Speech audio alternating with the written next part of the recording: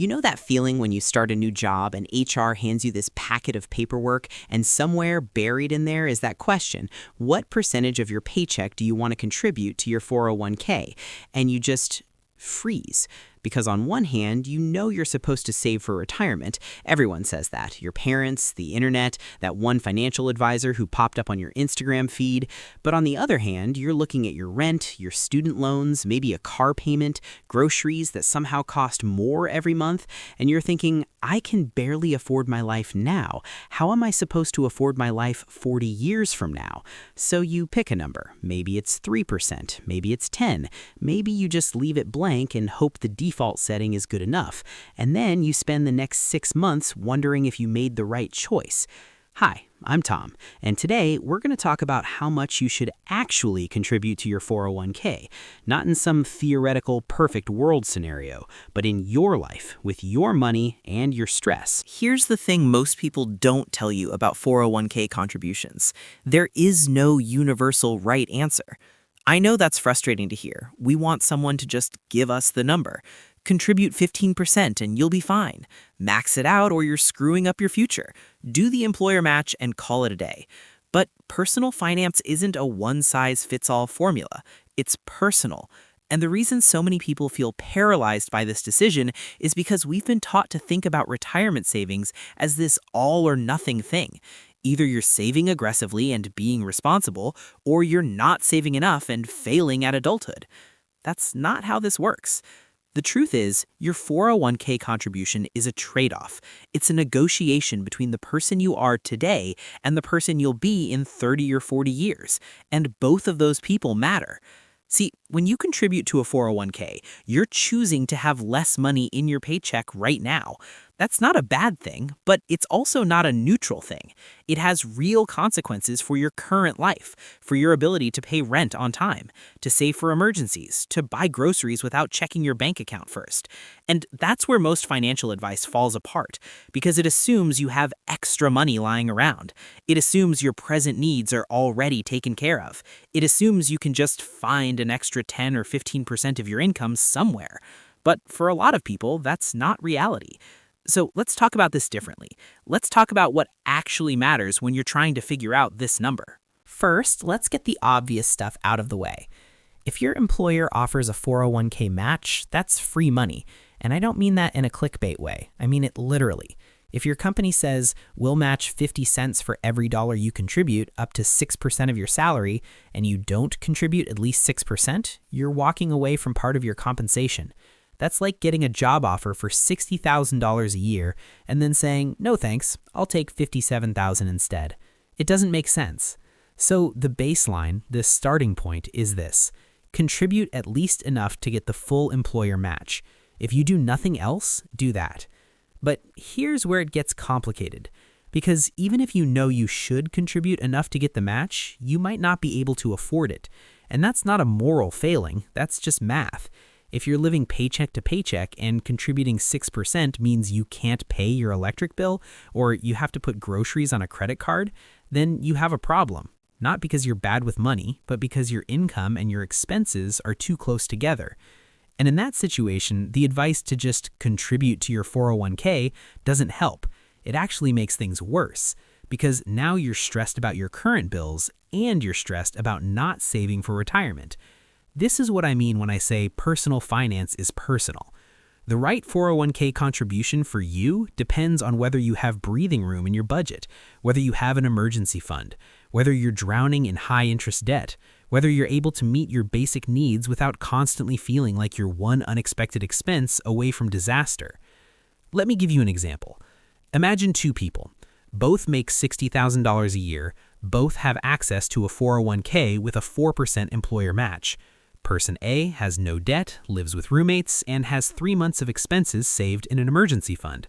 For this person, contributing 6 or 8 or even 10% to their 401k makes total sense.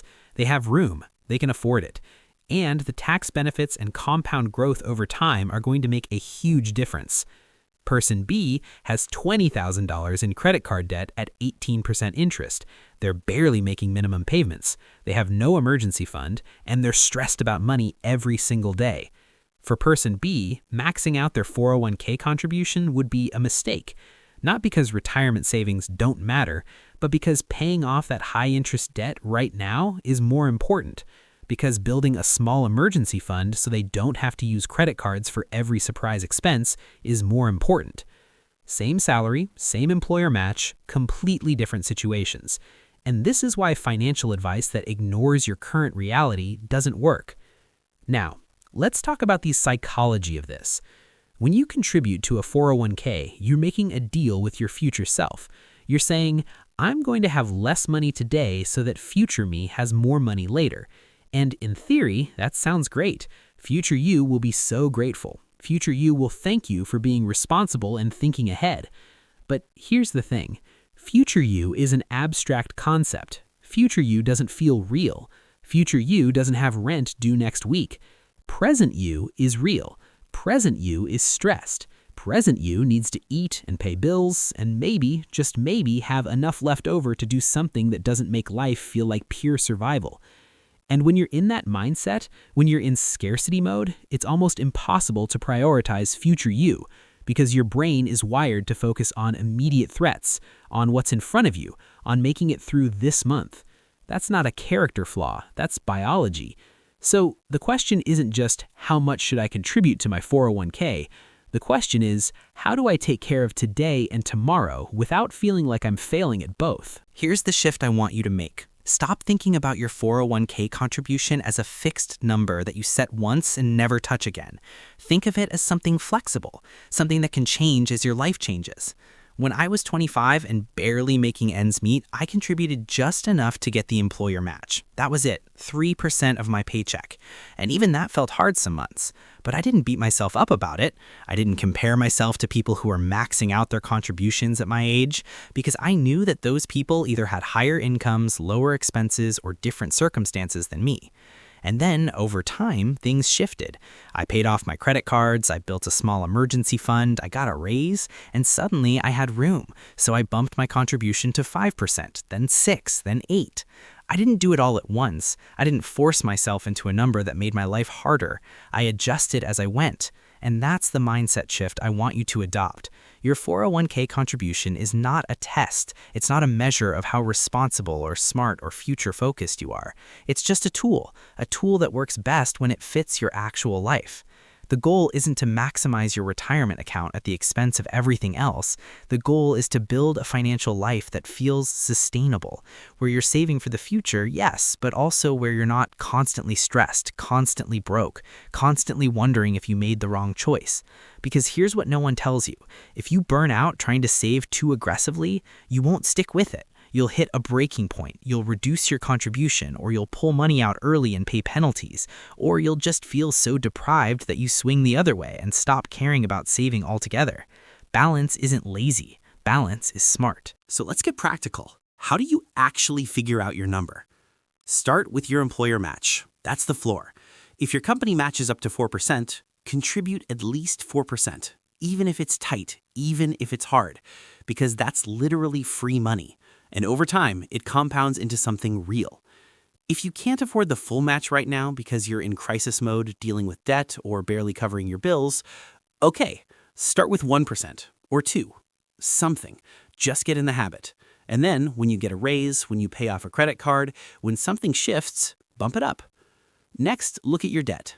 If you have high interest debt, anything above 7 or 8%, pay that down aggressively before you worry about contributing more than the employer match. Because mathematically, paying off 18% credit card debt gives you a guaranteed 18% return. That's better than anything the stock market will give you. Then build a small emergency fund, even just $1,000. Something that keeps you from spiraling every time your car needs new tires or your cat gets sick. Once you have that cushion, once you're not living in constant panic mode, you'll have the mental space to think about increasing your 401k contribution. And finally, think about your timeline. If you're 25, you have 40 years for your money to compound. You don't need to max out your 401k right now. Starting small and staying consistent will still get you there. But if you're 45 and haven't saved much, you might need to be more aggressive. Not because you failed, but because your timeline is shorter. There's no shame in adjusting based on where you are. And here's the thing people don't say enough. you can always change your contribution. If you bump it up to 10% and realize it's making your life miserable, you can dial it back. If you're at 3% and you get a bonus or a raise, you can increase it. This isn't set in stone. Your 401k is part of your financial life, not the whole thing, not the only thing that matters, just one piece. Look, I know this isn't the answer you wanted. You probably came here hoping I'd just give you a number. Contribute 12% and you'll be fine, or max it out or you're screwing up. But the truth is, the right number for you is the number that lets you sleep at night, the number that doesn't make you feel broke or resentful, or like you're sacrificing your entire present for a future that feels impossibly far away. Maybe that's 4% right now. Maybe it's 15. Maybe it's somewhere in between. And that's okay. Because the goal isn't perfection. The goal is progress. The goal is to build a financial life that works for who you are today while also taking care of the person you'll be tomorrow. You're not failing if you're not maxing out your 401k at 23. You're not behind if you're starting small and adjusting as you go. You're just doing the best you can with what you have. And that's enough.